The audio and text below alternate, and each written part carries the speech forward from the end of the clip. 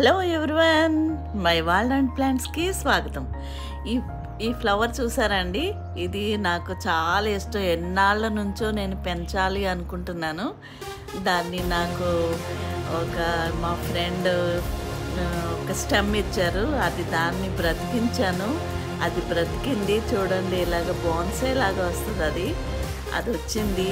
ఎంత నాకు హ్యాపీగా ఉందంటే, అది బ్రతికించాను, ఫ్లవర్ కూడా వచ్చిందంటే ఎంత సో హ్యాపీ.